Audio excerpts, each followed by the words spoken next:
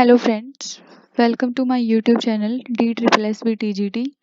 आज हम इस वीडियो में जो D triple S B T G T S S T का सेकंड सब्जेक्ट में जो जैसा कि हम जानते हैं उसमें 90 मार्क्स की एस एस टी पूछी जाती है और 90 मार्क्स में 4 सब्जेक्ट्स आते हैं: हिस्ट्री, पॉलिटी, इकोनॉमिक्स और ज्योग्राफी।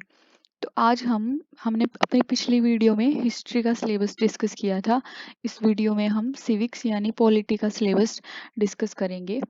तो हमारा फर्स्ट टॉपिक है इसमें पावर शेयरिंग यानी कि सत्ता का बंटवारा। फ्रेंड्स, हम इस ऑफिशियल सिलेबस को डिस्कस करने के साथ साथ इसके कुछ सब टॉपिक्स और इससे किस टाइप के क्वेश्चंस पूछे जा सकते हैं, पूछे जाने की पॉसिबिलिटी है, उसको भी डिस्कस करेंगे। जैसा कि हम जानते हैं हमारा जो एग्ज़ाम है वो एमसीक्यू बेस्ड है। हमारे एमसीक्यू पूछे जाएंगे, तो हमें उसी के अकॉर्डिंग अपनी प्रिपरेशन करनी पड़ेगी ताकि हम कॉन्सेप्ट और फैक्ट्स दोनों को कवर कर पाएँ। अब देखो फ्रेंड्स, ये टॉपिक है पावर शेयरिंग। इसमें हमें क्या पढ़ना है और किस टाइप के क्वेश्चंस इस टॉपिक से पूछे जा सकते हैं, और इस पॉलिटी को प्रिपेयर करने की स्ट्रेटजी हमारी क्या रहेगी, और हमारे सोर्सेज कौन कौन से होंगे, ये सब हम इस वीडियो में डिस्कस करेंगे। फ्रेंड्स, पावर शेयरिंग दो लेवल पे होती है। एक तो जो हमारे 3 ऑर्गन्स ऑफ द गवर्नमेंट हैं, जैसे हमारी लेजिस्लेचर है, एग्जीक्यूटिव है और जुडिशरी है, यानी कि विधायिका, कार्यपालिका और न्यायपालिका। उनके बीच में जो पावर शेयरिंग है, सत्ता का बंटवारा है, यानी कि किसके पास कितने राइट्स हैं, कितनी पावर्स हैं, इसके बारे में इस टॉपिक में पढ़ा जाएगा। और जो दूसरे लेवल पे जो पावर शेयरिंग है वो है स्टेट और सेंटर के बीच में, यानी कि केंद्र और राज्य के बीच में। कि इसमें हम फिर ये पढ़ेंगे कि स्टेट के पास कौन सी पावर्स हैं और सेंटर के पास कौन सी पावर्स हैं, और अगर स्टेट और सेंटर के बीच में या फिर कई स्टेट्स के बीच में आपस में विवाद हो जाता है, तो उन विवादों को सुलझाने के लिए हमारे कॉन्स्टिट्यूशन में क्या व्यवस्था, क्या प्रावधान किए गए हैं। अ, और हमारा सेकंड टॉपिक है फेडरलिज्म यानी कि संघवाद। संघवाद में हम स्टेट और सेंटर के बीच में जो पावर का डिस्ट्रीब्यूशन है उसके बारे में पढ़ते हैं। हमारा नेक्स्ट टॉपिक है democracy and diversity. Democracy and diversity, इसमें हम लोकतंत्र और जो विविधता है उसके बारे में पढ़ेंगे। हमने अपनी 6th क्लास की जो पॉलिटी एनसीईआरटी का फर्स्ट चैप्टर पढ़ा था, उसमें हमने ये पढ़ा था डाइवर्सिटी का कॉन्सेप्ट, कि डाइवर्सिटी है जो वो एक पॉजिटिव चीज़ है, और लोकतंत्र में विविधता का सम्मान किया जाता है। यानी कि विविधता से हमारा क्या मतलब है कि हमारा खान पान, हमारे देश में कई सारे विभिन्न धर्म, जाति, लिंग, समुदाय के लोग रहते हैं, और वो सब और उन सब के रहते हुए भी हमारे देश में अनेकता में एकता है। हमारा देश, हम वो सब अब खुद को, अपने आप को एक भारतीय कंसीडर करते हैं, ना कि वो अलग अलग स्टेट से खुद को रिलेट करके अपनी, उनकी पहचान एक भारतीय है। विविधता होने के बावजूद भी हम सबका खान पान, हमारा पहनावा, हमारा रहन सहन, हमारा कल्चर, हमारी जो रीति रिवाज है वो सब अलग अलग होते हुए भी हम सब खुद को एक भारतीय कंसीडर करते हैं। यही विविधता है। अब फ्रेंड्स, इसमें दो चीज़ें हैं, एक तो डाइवर्सिटी और एक असमानता यानी इनइक्वालिटी।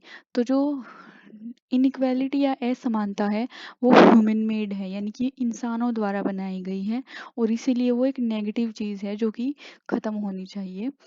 अ, इसमें हम ये समझेंगे कि लोकतंत्र में विविधता का सम्मान किया जाता है, और जो हमारा कॉन्स्टिट्यूशन है उसमें असमानता को नेग्लेक्ट करने के लिए या असमानता को ख़त्म करने के लिए इक्वालिटी इक्वल राइट्स सभी सिटीजन्स को दिए गए हैं। फ्रेंड्स, हमारा नेक्स्ट टॉपिक है पॉलिटिकल पार्टीज। अब हम देखो, राजनीतिक पार्टियां, अब इनसे इस टॉपिक में के सब टॉपिक्स क्या क्या बन सकते हैं, हम इसके में क्या पढ़ेंगे, और इस टॉपिक से किस टाइप के क्वेश्चंस पूछे जा सकते हैं। जैसे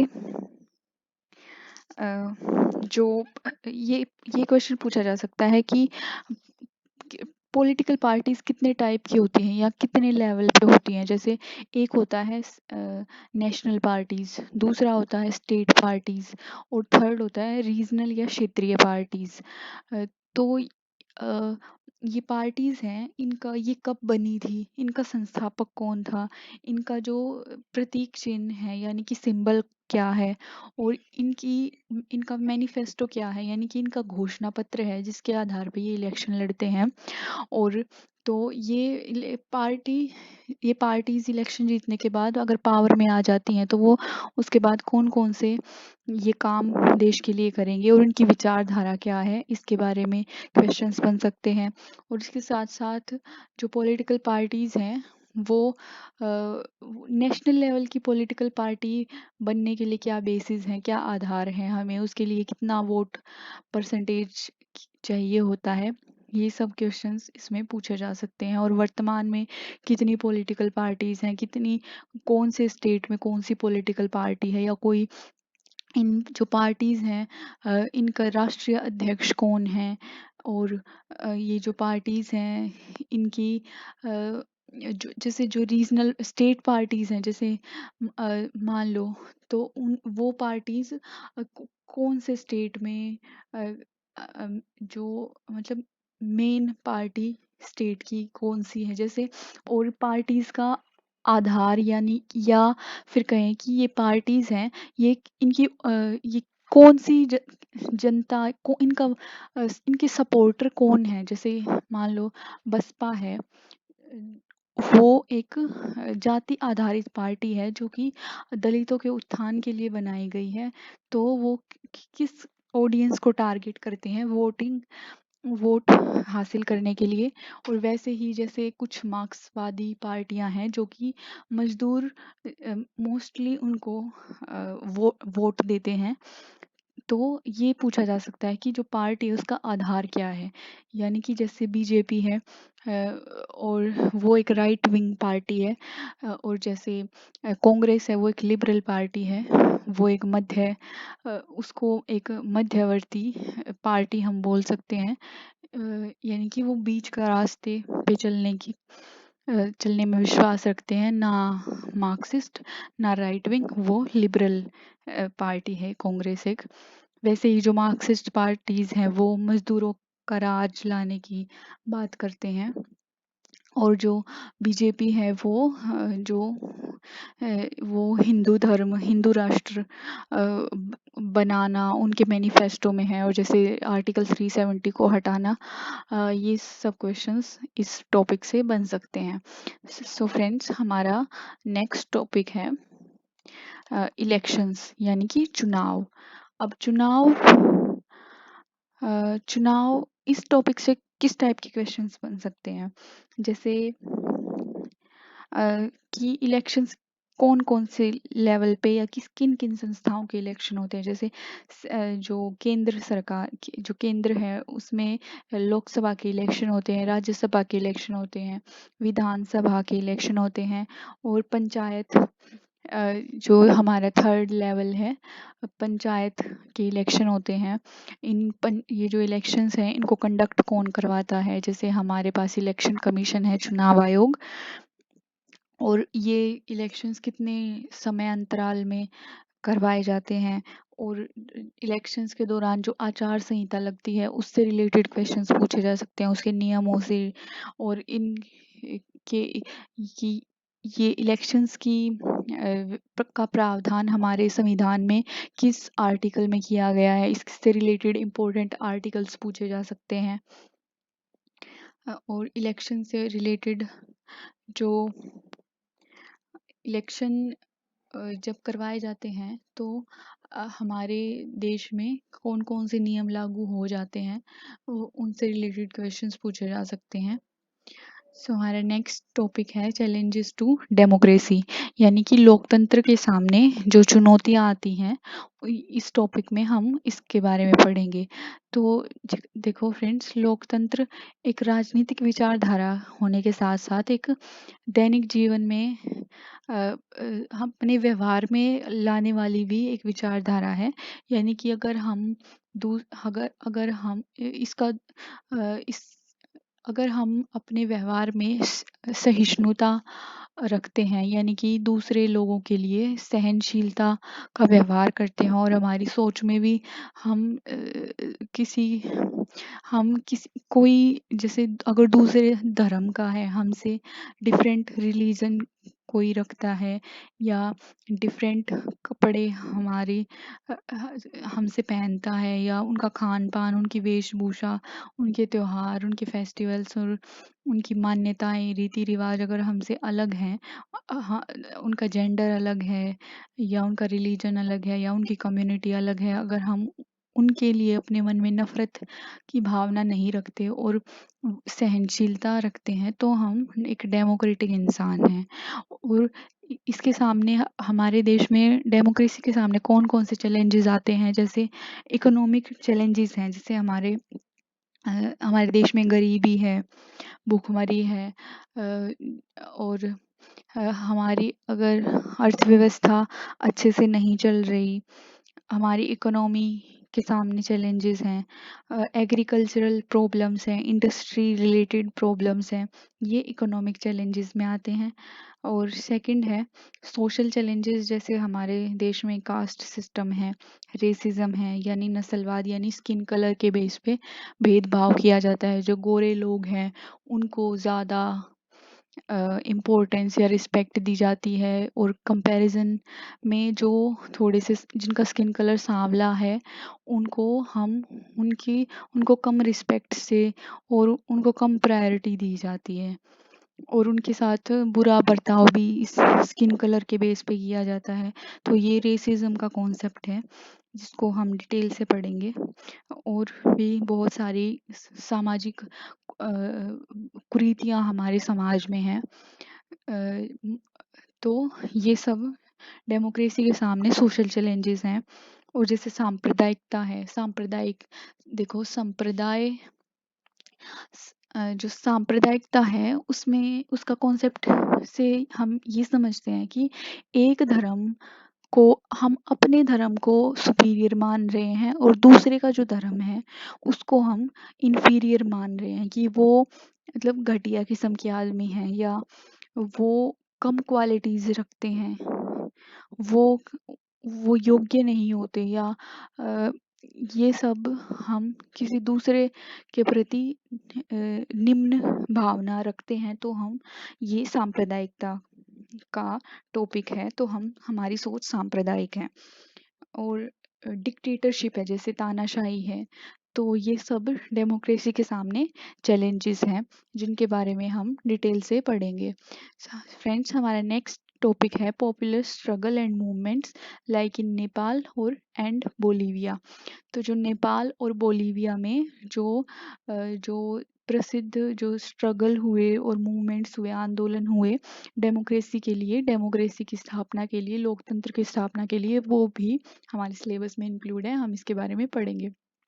नेक्स्ट हमारा टॉपिक है डेमोक्रेसी, यानी लोकतंत्र के बारे में हमें डिटेल से पढ़ना है, इसके कॉन्सेप्ट के बारे में, इसके फीचर्स के बारे में, लोकल सेल्फ गवर्नमेंट यानी पंचायती राज के बारे में, और इलेक्शंस यानी चुनावों के बारे में, और democracy in India and the world, Bharat में लोकतंत्र के साथ साथ हमें वर्ल्ड में जो विभिन्न देश हैं, जैसे पाकिस्तान है, नेपाल है, भूटान है, इन सब देशों के बारे में, जो हमारे पड़ोसी देश हैं, और अन्य देश जैसे दक्षिण अफ्रीका है, उसमें लोकतंत्र की स्थापना के चरण कौन कौन से रहे, क्या क्या इवेंट्स हुए, तानाशाही से लोकतंत्र की तरफ जो यात्रा है उसमें क्या क्या संघर्ष करने पड़े, वो सब हम डिटेल से पढ़ेंगे। नेक्स्ट टॉपिक है इंडियन कॉन्स्टिट्यूशन यानी कि भारतीय संविधान, फ्रेमिंग ऑफ द कॉन्स्टिट्यूशन यानी कि जब हमारा संविधान का निर्माण किया गया, अडॉप्शन ऑफ द कॉन्स्टिट्यूशन जब संविधान को अडॉप्ट किया गया, वर्किंग ऑफ इंस्टीट्यूशंस, पार्लियामेंट यानी कि जब संविधान बन गया उसके बाद उसकी वर्किंग यानी कि वो सफल रहा या असफल रहा।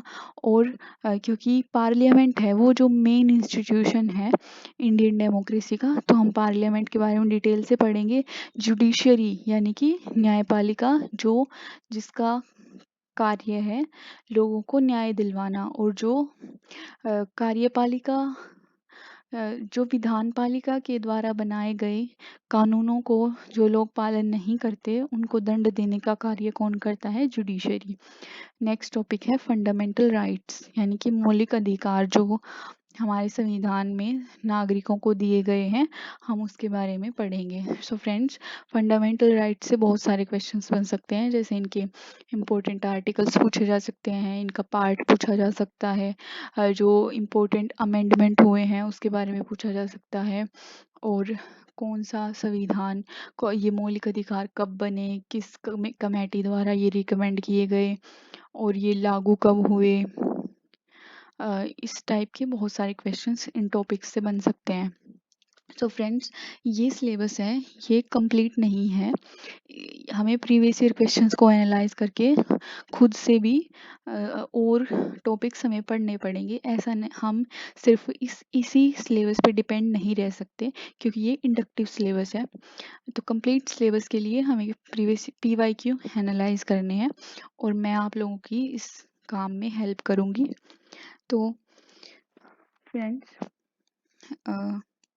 अब जो कुछ और टॉपिक्स के बारे में मैं आप लोगों को बताऊंगी कि किन टॉपिक से और क्वेश्चंस बन सकते हैं। जैसे भारतीय संविधान सभा से क्वेश्चंस बन सकते हैं, भारतीय संविधान के जो इम्पोर्टेंट भाग हैं, पार्ट हैं, अनुच्छेद हैं, शेड्यूल्स हैं, अनुसूचियां हैं, और इसके साथ साथ जो भारतीय संविधान के स्रोत हैं यानी सोर्सेज ऑफ इंडियन कॉन्स्टिट्यूशन, जो डिफरेंट कंट्रीज से जो प्रावधान भारतीय संविधान में लिए गए हैं उसके बारे में।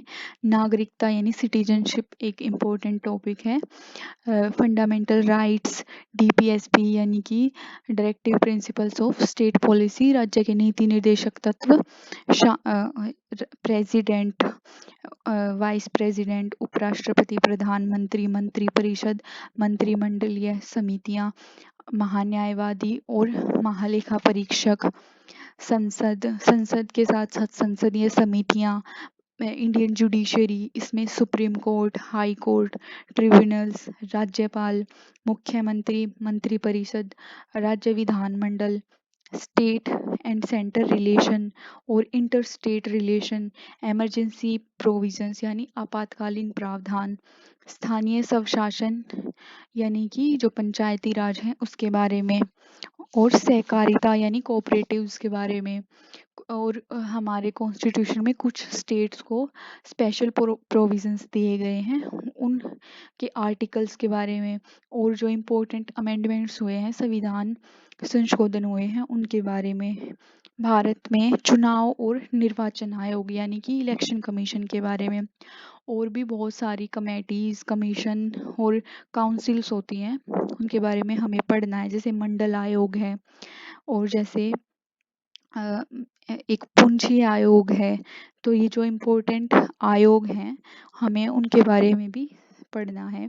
इसके साथ साथ पॉलिटिकल पार्टीज और जो दल परिवर्तन कानून है उसके बारे में हमें पढ़ना है। तो ये सारे इम्पोर्टेंट टॉपिक्स हुए जिसके बारे में हमें पढ़ना है।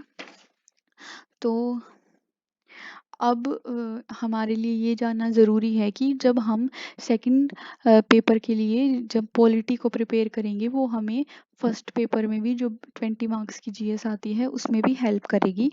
तो जो एसएसटी जिनका मेन सब्जेक्ट है वो स्टूडेंट्स जो फर्स्ट पेपर में जो 20 मार्क्स की जीएस आती है उसके स्टैटिक पार्ट में अच्छा परफॉर्म कर सकते हैं।